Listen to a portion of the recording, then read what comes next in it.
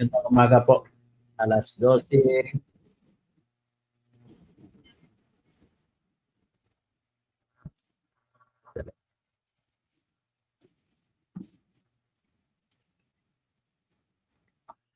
Magandang umaga ba?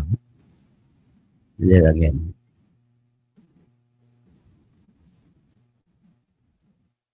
So, magandang umaga sa lahat. Ito naman tayo sa ating ah, pagpatuloy na pagsisiwalat ng katotohanan para sa pakay ng ikaunlad ng bayan sa pamamagitan ng kaalaman na malalaman ng ating mga kababayan. At kahit hindi natin sasabihin kung ano ang kanilang maging action, at least sa likod ng kanilang isip o subliminal mind, ay kapag nalaman nilang katotohanan, sila na rin mismo magsasabi kung ano dapat ang gagawin bilang solusyon para sa kahirapan ng ating buhay.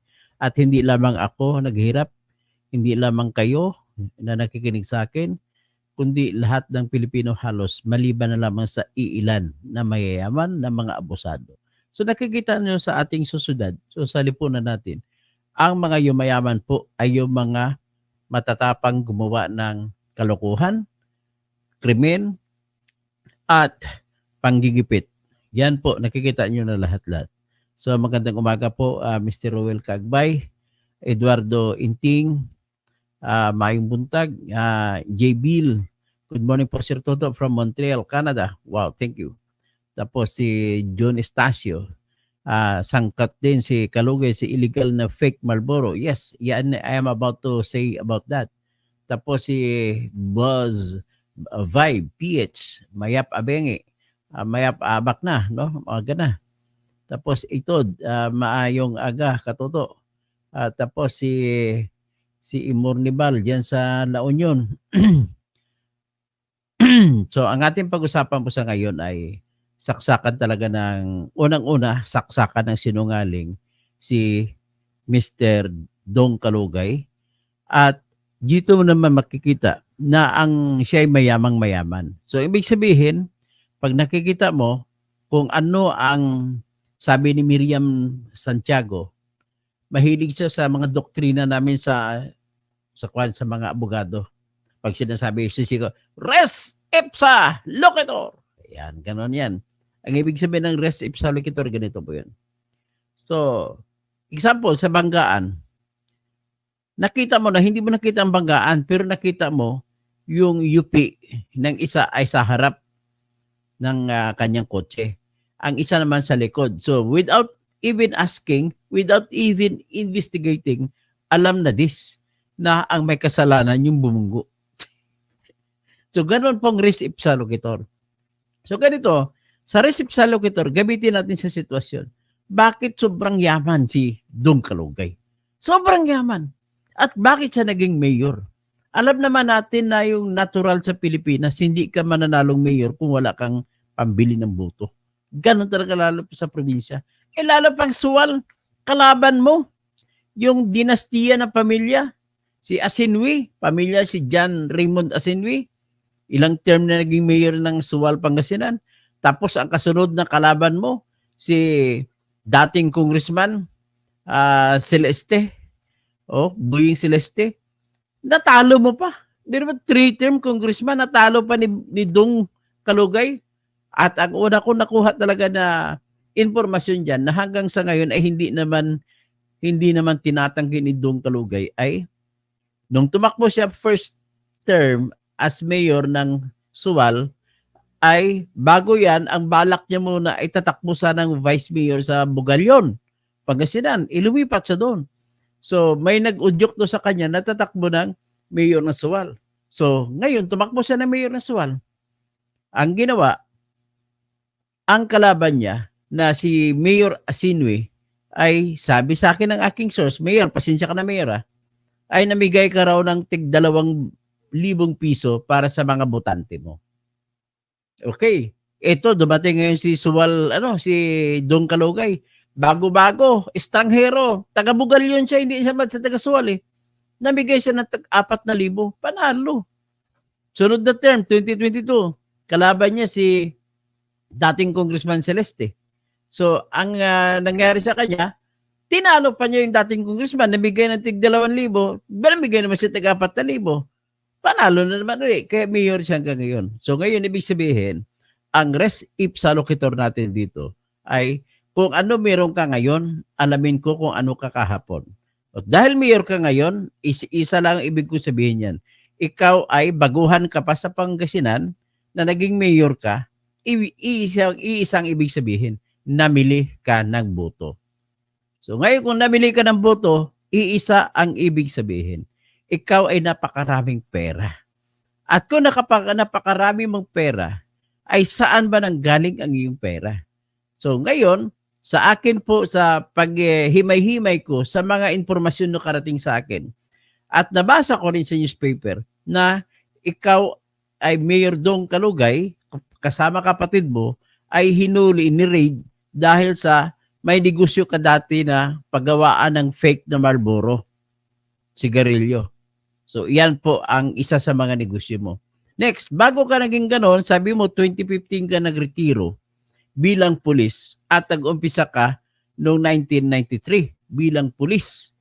So, nagretiro ka, ang rank mo noon ay Police Officer 1 o di kaya yung tinatawag ngayon na patrolman. Pinaka-lowest rank sa pulis. At hindi ka malang nag-ambisyon. At 2015, nagretiro ka, ay PO1 ka pa rin o di kaya patrolman. Anong nangyari? Anong ibig sabihin? Bakit ayaw mo ng ranko? Ibig sabihin yan, marami kang kaso. Ganun lamang po. Ganun pong res ipsa locator. Ipakita mo sa akin ang ranko mo. Bilangin natin. Ano to? Kung 1990, 25 minus 2, minus 3, 22 years. 22 years in service, PO1. Anong ibig sabihin? Ibig sabihin, marami kang kaso kaya hindi ka na po-promote. At ano kayang mga kaso? Ang mga kaso na hindi ka mapopromote, kung ikaw pulis, mga matitindi, may patayan, may pagnanakaw, ganun po mga kaso sa iyo. So ngayon, kung ganun, lumakas ngayon ang impormasyon na nakuha ko, ang paniniwala ko sa impormasyon na ikaw ay naging isa sa mga hitmen ni Governor Amado Espino Jr. Kaya hindi natatalo-talo sa 3 term si Governor Amado Espino Jr. sapagkat takot ang mga Pangasinense sa kanya. So takot ang mga Pangasinense sa kanya kasi marami siya daw killer at maraming namamatay sa Pangasinan. At isa ka roon sa direktor. Kaya siguro, kaya ganun hindi ka angat ng ranko, kaya ganun ang diskarte mo. At dahil sa tapang mo na pinakita mo, matapang, kinatatakutan ka rin ng mga malalaking tao. At isa dyan sa naging barkada mo ay si Attorney Raul Lambino na naging abogado rin ni Gloria Macapagal Arroyo. At dahil nakasama mo si Lambino, kung ano meron si Lambino, binibiyayaan ka rin, ginagamit ka rin ni Lambino. Kasi matapang ka nga, kinatatakutan ka. Kaya magagamit ka niya. So bago natin papatuloy, mag-shoutout muna tayo. Si Russell Zita, kasama mo si Roy, Picture Idol Senator. Okay. So Maruja Ramon, attorney, si Toto, sinungaling ng mga kasinungalingan si Kalugay. Tama ka, sobrang kasinungalingan. Ranger Baldemoro Jr., hello, Senator Toto Kausing. Emily Capistrano, hello, Engineer Toto Catalonia Kausing. More power, keep safe, watching from San Jose, California. God bless you, God bless you, God bless the Philippines.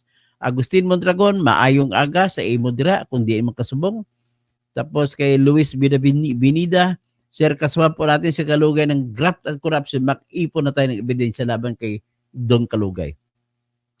Onel Butay, good PM to Kasing for Senator watching from Laguna. Tapos Ani Rote, good morning Sir Toto, God bless. Perez, Mayap Aabak, don't forget to like, share, and subscribe. Like, share, and subscribe po kayo sa akin. Iyan lamang po hinihiling ko sa inyo. Tapos Manuel Tribio, Maroja Rabon, Joey Soriano, Baby Di Castro, Kalaboy, Regine Ford, Maroja Rabon, Presperes, John Estacio, sangkot din si Kalugay sa illegal na fake Marlboro. Nahuli siya, nakasuhan pa nga siya eh. Kaya lang, na diniskartehan nila na yung piskal sa Pangasinan ay nabigyan nila ng pera daw, kaya na-dismiss ang kaso. Eduardo Inting, maayong buntag. Jello Robles, good AM, Engineer Toto, watching from Singapore. Ruel Cagbay, Buzz Vibe, Itud. Buzz Vibe, okay. So, sa lahat ng mga karaya dyan sa Iloilo, mayad nga aga, kaninyong tanan. Sa, lalo na sa mga sa Kalinog, sa Haniway, mga mayad nga aga kaninyong tanan. Sa mga kamag-anak ko dyan sa Ahoy, sa mga Rukuro, Progreso, sa Pili, Ahoy, Iloilo, maayong aga sa inyo tanan dira. Ini inyo nga bugal nga bata sa nga taga Mangurukuro, si Toto Kausing, apo ni Augusto Kausing, apo ni Sibiro Kausing. Tapos ang kumusta diyan si Kasin si Kasin Bong Fernandez. Tapos si pamangkin ko si Apple Kausing. So anyway, ang gagawin natin ngayon is i-discuss natin ito si Dong Kalugay. Very, very serious. Alam mo si Dong Kalugay, isa sa klaseng sistema ng pagkatao na ang kapital nito ay tapang at lakas ng loob, kasinungalingan. Siyempre, kailangan ka maging sinungaling para makapagkatiwalaan ka ng sikreto. So, kung makapagkatiwalaan ka ng sikreto, itatago mo sikreto lahat ng transaksyon ng iyong nagiging boss na nagiging kaibigan. At dahil sa kanyang ganong klaseng pagkatao, mas minabuti niya na magretiro na lang siya ng 2015, balak sana niya tumakbo ng vice mayor ng bayan ng Bugalyon, Pangasinan. Alam ko, meron ako dating client yan sa taga Bugalyon, Pangasinan. Hindi ko lang banggitin pangalan niya. So, magandang umaga dyan sa mga masanto si aga sa mga taga Pangasinan, lalo sa Bugalyon, sa Suwal, magandang umaga rin. Ito, inyo na ngayon ito. Kayo ang sikat ngayon. Kasi ang inyong mayor, sikat na sikat. Si Castor Nurumbaba, maupay nga aga Senator Toto Kasing, Barangay Burak, Oras, Eastern Samar, o maupay nga aga sa mga waray-waray. Noel Calisa, through video, o magpadala through video, Noel Calisa.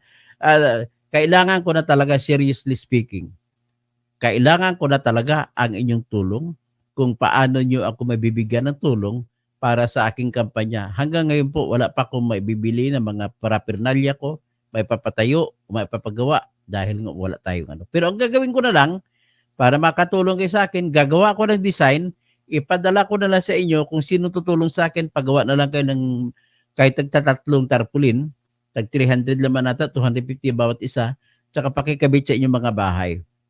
So, sui generis, Engineer Toto, kumusta yung disbarment suspension case mo sa AC? I hope, malapit-lapit na po yan. Just the rest that in the hands of God. Joey Soriano sa Oriental Mindoro, di ka po kilala Attorney Toto Kausing for Senator. Di pa nga ako pakilala dyan sa Oriental Mindoro, kaya tulungan nyo na lang siguro ako dyan.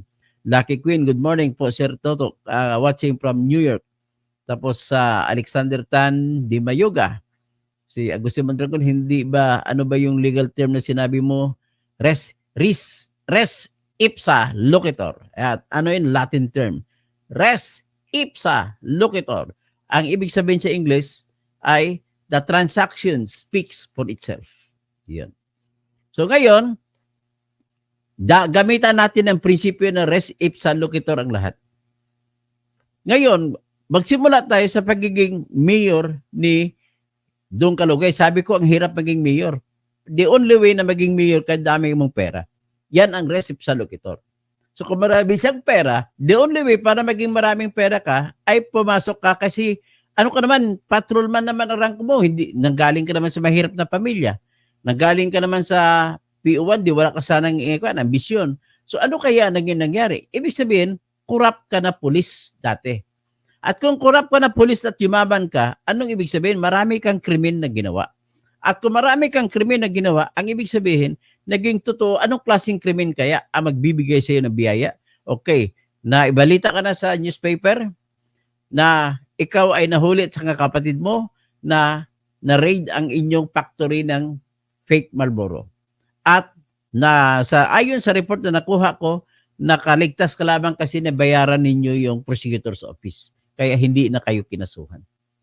Next is, ang nakuha kong balita, na which is totoo, kinatatakutan ka, kaya maraming magbibigay sa iyo ng biyaya kasi na kinatatakutan ka, killer ka. So maraming mga pinatay sa panahon ni Gobernador Amado Espino Jr. At yun ang dinadahilan, isa ka sa mga grupo nila na gumagawa ng ganong diskarte para manatili at matatakot ang mga Pangasinense kay Amado Espino at manatili siyang gobernador sa loob ng 3 term. Ganun po yun nangyari. So, this time, sa akin nakuha, kasama mo dyan sa naging kaibigan mo si Attorney Raul Lambino, na kung saan ay yumaman siya dahil sa Pogo. At dahil nakakonect si Raul Lambino sa Pogo, ay ito ay dahil naging kaibigan niya si Wesley Go. We are talking here about 2016 pa. 2016, hindi pa mayor si Dong Kalugay. So naging kaibigan lang si Wesley Go at sila ay nagpatayo at inappoint naman ni Duterte si Attorney Raul Lambino bilang chief ng Cagayan Economic Zone Authority. Ang Cagayan Economic Zone Authority ay may kapangyarihan sa magbibigay ng lisensya para sa mga gusto magpatakbo ng Pogo.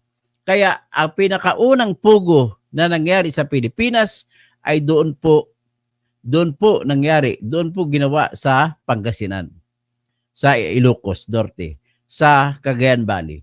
Ang problema nito sa CESA, dahil abogado ito si Attorney Raul Lambino, ay naisipan niya na kahit sa Santa Ana, Cagayan, ang lugar ng CESA, Cagayan Economic Zone Authority, ay dyan pumapasok, hindi lang mga smuggling ang tinitingnan niya dyan, ng mga sasakyan. Dati kilala yan sa mga smuggled na mga surplus ng sasakyan. So ngayon, ang ginawa niya ngayon dyan ay nagbigay din siya ng lisensya kay Atong Ang sa pagpatakbo ng pilotary sa loob ng Cagayan Freeport, Cagayan Economic Zone.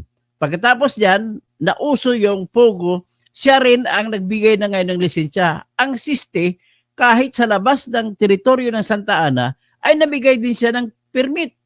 Ang iba sa Ilocos Norte, sa Lawag. Ang iba binibigyan niya doon sa labas, sa Tugigaraw. Ang iba kung saan niya binibigyan, ibig sabihin labas na ng teritoryo ng CESA, pero nabigay pa rin siya ng lisensya. At kung ang katulong niya dyan lagi ay si Dong Kalugay. So ngayon, ginawa nila ng paraan na iparade si Jack Lam, na si Jack Lam ay marami mga Chinese na hawak doon sa Clark at saka sa Port Ilocos Resort. At nagpapatakbo na sa totoo lang si Jack Lam ng Pogo noong araw. Hindi pa Pogo ang tawag.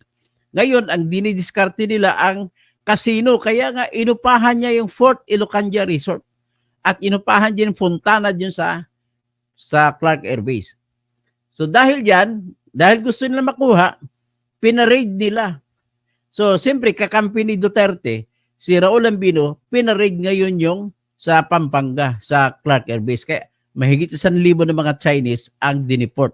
So ngayon, kung maalala mo, bago dineport yan, nahuli, ay nagbigay pa ng 50 million si retired Colonel Wally Sombero sa dalawang kay Argusino, sa dalawang commissioner ng immigration para hindi ma-deport.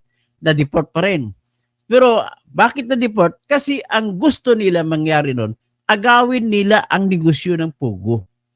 Kaya pinatakbo, pinatalon at hinuli si Jack Lam at hindi na makabalik ng Pilipinas. Kaya iniwan na lamang niya ang Fort Ilocos. Suppose nang iniwan niya ang Fort Ilocos, bumalik na naman ang grupo ni Lambino na nag-operate ng mga bagay na gano'n. So sila na naging Pogo ngayon. Kasama dyan si Dong Kalugay. Kasama nila lagi si Wesley Go.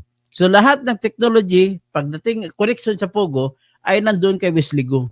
Si Wesley Go ay kapatid ni Alice Go. At si Wesley Go ay boyfriend ni Catherine Cassandra Leong. So makita mo yung connection. So, ibig sabihin, napakalawak ng koneksyon ng Pogo. Ang Pogo ngayon ay may triad. Mula Pangasinan, papunta Bamban, papunta Porac, papunta Cagayan de Oro, papuntang Davao. So ang inialam ko lang, alam ko kasama pa nila yan, kay Michael Yang din yan, yung Pugo sa Cavite na 34 hectares diyan sa Island Cove. Kaya lang protektado yan ni Secretary Boying Remulla kasi ang may-ari ng Island Cove ay mga pamilya Remulla at binenta nila sa mga nagpatayo ng Pugo diyan sa pamamagitan ni Kim Wong. Yan po ang mga istorya diyan. So, ibig sabihin, talagang ang triad niya ng Pugo, mind you, ang Pugo na yan, sa bandang huli, tatalakay natin, marami silang negosyo na pinapakita na ginagawa. Ito po, lahat ng negosyo na pinapakita nila ay lahat po niyan ay cover sa totoong negosyo na droga. Kaya kung pagdating doon, yung nahuli naman sa Cagayan de Oro na kapatid o kuya ni Michael Yang na si Tony Yang ay marami sa negosyo. May steel plant siya. Meron siyang textile plant or textile plant, however you pronounce it. Tapos meron siyang rice importing. So, ibig sabihin, iyan po mga fasad niya. Kung baga tutuusin mo, malaki din ang kita dyan, pero mas malaki ang kikitain sa droga. Kasi inupahan niya yung tinatawag na lugar na parang isla, FIVIDIC.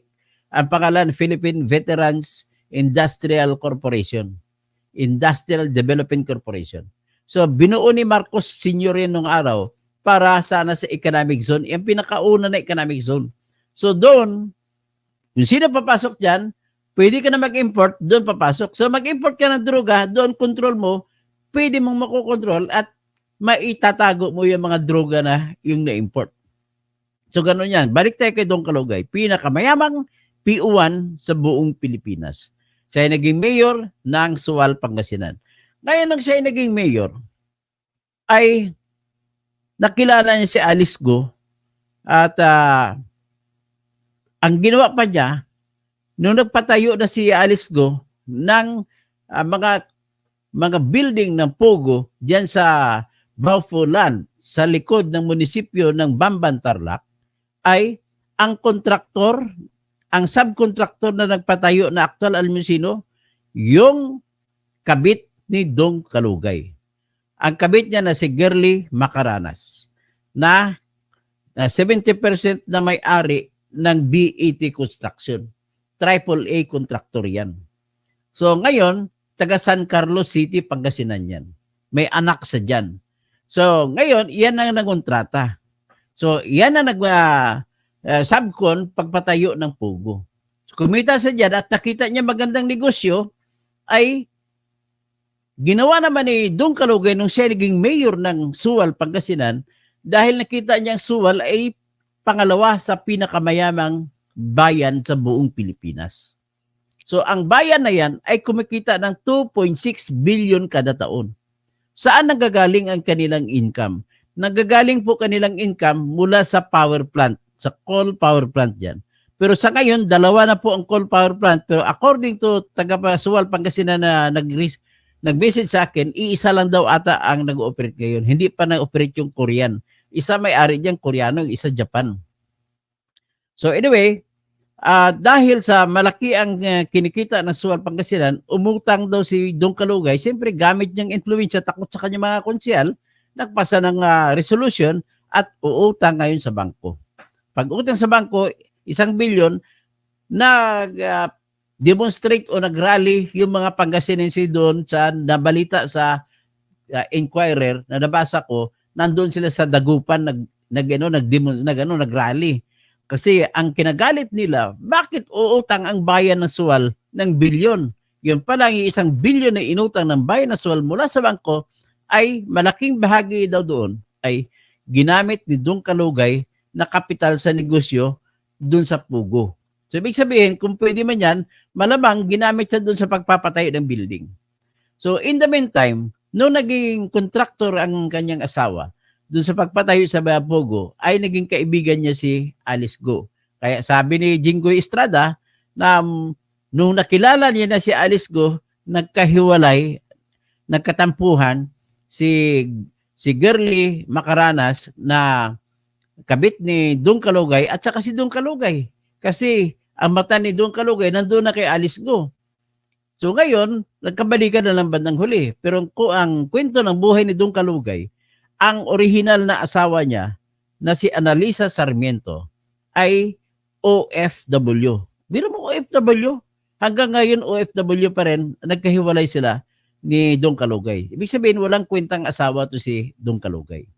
Bakit walang kwenta? The fact na iniwan mo yung asawa mo, talagang wala kang kwenta. Kung wala kang kwentang mister, ibig sabihin nun, wala kang pagpapahalaga sa mga anak mo. Kasi tatanda ka lang Dong Kalugay. Kahit na may pera ka, duduraan ka ng iyong mga anak dahil inapi mo ang kanilang nanay. Ganun po ang aking ma-advise sa lahat na nakikinig sa akin. Kahit na anong gusto-gusto pa sa ibang babae, at ikaw may asawa na, huwag niyong patulan yun. Nasa ang kontrol na sa disiplina na sa inyo lamang. Sapagkat pag kayo ay tumanda na, hindi mo na pwedeng kantahin yung pag ikay matanda na, ano tawag niyan, itatakwil talaga kayo ng mga anak nyo. Sila ay matanda na, ikaw senior citizen. Oh, good. Ganun po ang mangyari dyan. Kaya, ang nangyari kay Dong Kalugay, ang dami-dami niyang investments. Nagpatayo mga korporasyon, mga kombinasyon ng pangalan nila niya. No? Parang si Katniel, si Kathleen Bernardo, tsaka si Daniel Padilla. Parang ganun sila ni Alice Go eh. May tambalan man sila eh. So Alice Go, Anseldo, Liseldo, Dong Kalugay. Dami-dami. Kung mga product, mayroon pa silang Happy Penguin na pinagawa. Kung ano-ano pa. Ibig sabihin, mayroon pang helipad doon na pwedeng pumunta doon si Alice Go. Okay. So ngayon, sa totoo lang, ang nagbigay sa akin ng info, alam mo kung saan galing si Alice Go nung sumibat siya sa Pilipinas? Hindi sa Manila Yacht Club. Doon siya sa Sual, Pangasinan nang galing. Doon siya sa Lingayen Golf nang galing.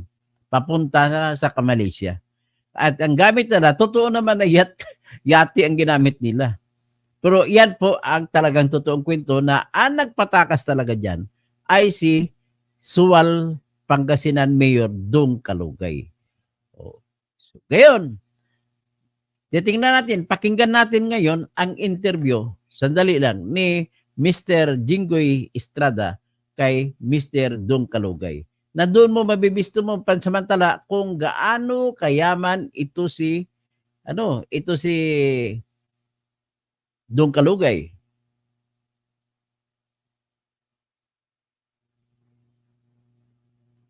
Ito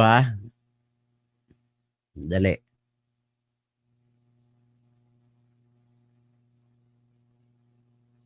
Umpisa si Jewel Villanueva naman, nagtanong siya kay Dong Kalugay tungkol dun sa loan na sinasabi ko. Actually, siniwalat ko na ito noong 2 months ago pa na ito si Dong Kalugay, pero ngayon lang lumabas. Ibig sabihin, sinusubaybayan din ng mga researchers ng Senate ang aking mga palabas. Ito.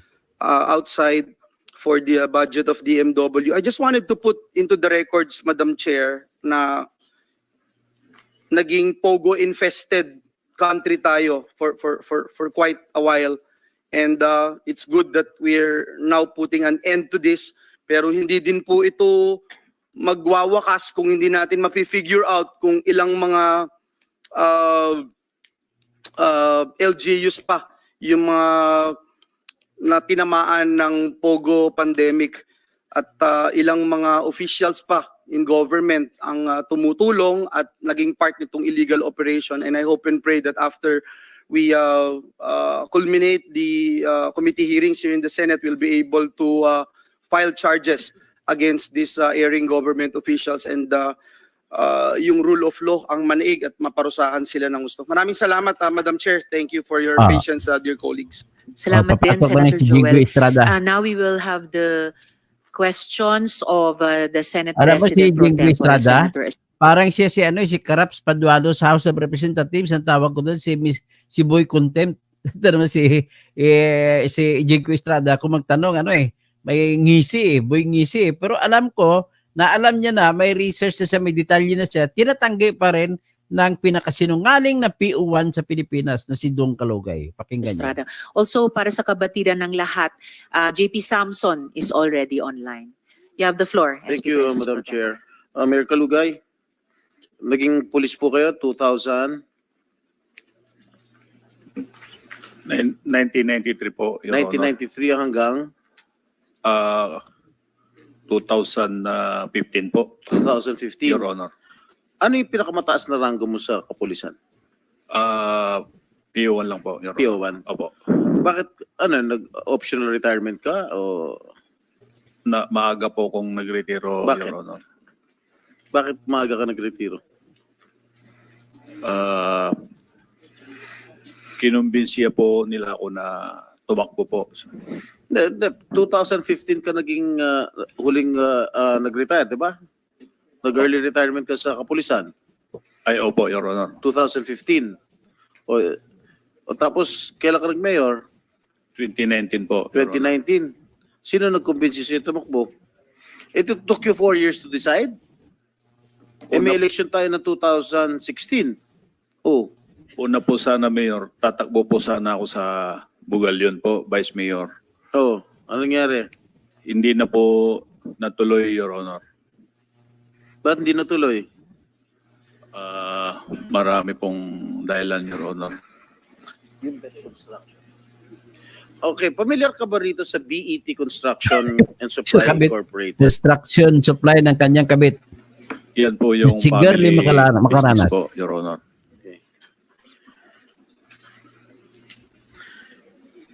Ano yung nature ng business nitong BET Construction?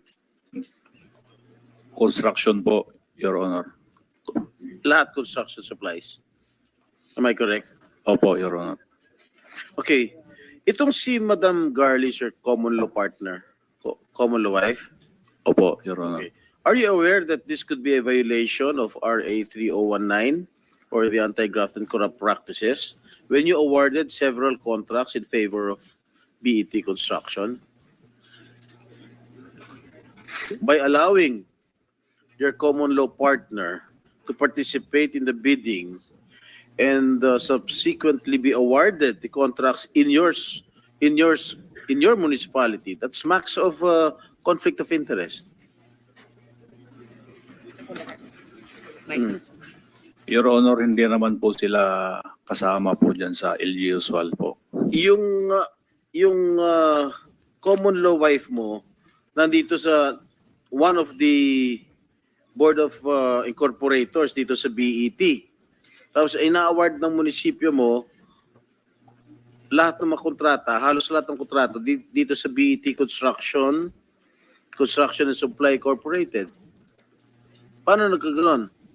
Ang asawa mo o yung common law wife mo, member ng Board of Incorporators ng construction company at ina-award ng munisipyo kung saan ka mayor dito sa particular na construction company. That smacks of conflict of interest. Am I correct? Hindi po, Your Honor, wala pong ina-award po sa Ito sa construction po. Sinungaling talaga, oh. Oh. Gusto mo ba bigyan ka ng kopya? June 30. Oh, yan. Inisa-isa. Reference number, nandito lahat. Barangay Tinatanggi mo pa. Pangaskasan, Suwal, Pangasinan. 1.2 million. June 19, 2023. Concreting of solar dryer and rehabilitation, 669,000. June 19, same, 671,000. At yung common law wife mo, ang shares niya dito sa BET Construction, 70%. Oh, hindi ka ba nahiya? Ina-award mo dito sa common law wife mo? Lahat ng mga kontrata na galing sa SWAL? Your Honor, wala pong ina-award po ang LGU po. Nandito nga, summary of approved projects of BET Construction and Supply in Suwal, Pangasinan. Nandito mga dokumento, dinidinay mo pa. Opo, Your Honor, dahil wala naman pong in-award ang LGU. Nandito na nga. Gusto mo ba ipakita ko lahat ito sa'yo? Ha? Ayan may field jobs pa. Opo, Your Honor, wala pong ina-award po ang LGU. Alam mo, Mayor, lalo ka madidin habang kung patuloy ka magsinungaling. Nandito na, this is documented. Ba't ayaw bang Dokumentado aminin yan, ang Mayor. totoo? Sinasabi These ko are po all yung... documented. Ibig sabihin, nagsisinungaling itong mga dokumento na hawak ko. Sinasabi ko po yung totoo, Your Ay, Honor. sinasabi mo nga totoo, ibig yung mga sabihin, itong mga dokumentong hawak ko, nagsisinungaling. Hindi ko po sinabing nagsisinungaling, Your Honor, pero paano? hindi ko po alam kung saan galing yan, Your Honor. Pakita mo nga sa kanya ito. Lahat nandito, lahat ng ano, ang kapal nito, Lahat in-award sa BET.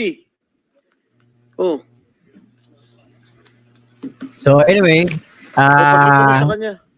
ano na Ito yung listado summary. na talaga siya. So Totoo ba anyway, yung common law wife mo? May-ari, Yan. pag may-ari 70% shares dun sa BET Construction? Opo, Your Honor. At least yun inamin mo. I-browse mo itong mga dokumentong na ipapakita sa'yo. Na in-award lahat ng munisipyo ng Suwal sa BET Construction. mayor ka na niyan, in-award eh. Your Honor, ito po ay sa barangay Pangaskasan po ito, Your Honor, hindi po in-award po ng LGU po ito. Kaya nga, sa BET. Ang barangay Pangaskasan po, sila po yung ano dito, Your Honor, sa nakita ko po. Barangay ng Barangay Pangaskasan po. under ng Suwal. Kasama po sa barangay po ng Sual po. Di inamin mo rin na hindi mo sabihin, hindi mo kontrolado yung mga barangay doon. Ikaw ang mayor. Hindi ko po kontrolado Sos, po ito, Joseph. Your Honor. Huwag ka na magsinungaling, naging mayor din ako. Opo, Your Honor, pero Ibig sabihin, hindi mo ma-influensya yung mga barangay captain mo. Yeah, actually sabi ni Jingo, wag mo sabihin niya, naging mayor din ako. Ibig sabihin, sa panahon ni Jingo mayor siya, ganon din ginagawa niya. Res Epsa Loquitor. Buzz Vibe. Ben Reclamador, baka hindi in bidding award. Buzz Vibe, tapos Ebe Capistrano, ubod pala ng sinungaling mayor na ito. Cynthia Per, kilala siguro ng mga Marcos si Alice Go kasi may litrato si Alice Go at BBM na may litrato din si Amy Marcos. Cassandra Daisy, billions ang kinikita ng Sual, Pangasinan.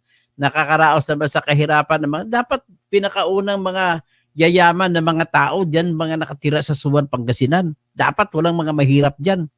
Pamsi, denial king ka mayor. Antonio Bensosiso, mabuhay. Danny Agpalo, too much corruption in the Philippines. So yan lang po ang ating masasabi nito at hanggang dyan lamang tayo at mag-isang magandang umaga. Suwal, Mayor, PO1, Patrolman, Dong Kalugay, pinakamayaman na patrolman na pulis sa Pilipinas.